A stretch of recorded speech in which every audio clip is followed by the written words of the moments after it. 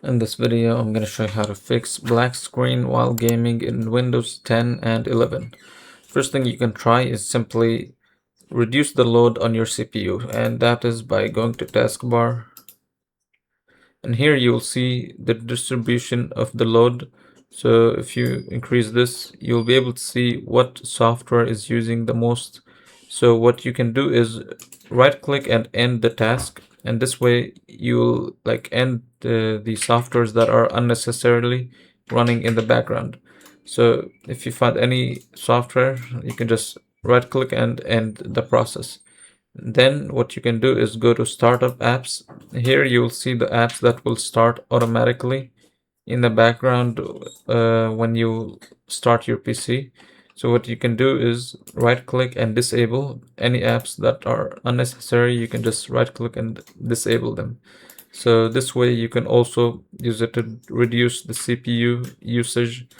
And then go to details. Here you might see some apps that are constantly running. So some of these apps are necessary. You might have to keep them going. But some are not really necessary. You can just right click and end the task. So you can just make sure you go through this and see if you have any unknown apps you want to get rid of. You can just do this and just right click and end the task. So you can also go to the search bar and type in disk cleanup.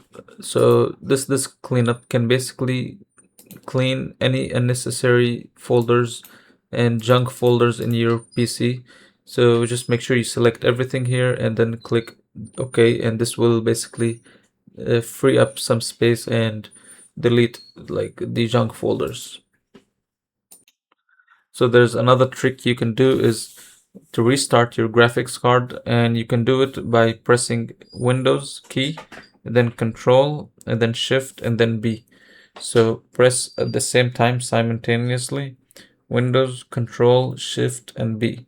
After this it will restart your graphics card, and hopefully this should fix your issue.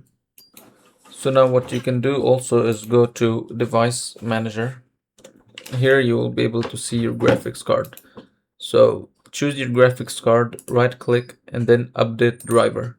So here what you're gonna do is simply browse my computer, let me pick, and then choose the update that you want. You can choose whichever update you'd like and then next, and basically this will go through and update your driver. So after this, check if this fixes your issue. If it doesn't, you can go here to the search tab, go type in control panel and then type power at the top. Go to power options, and here make sure you select high performance.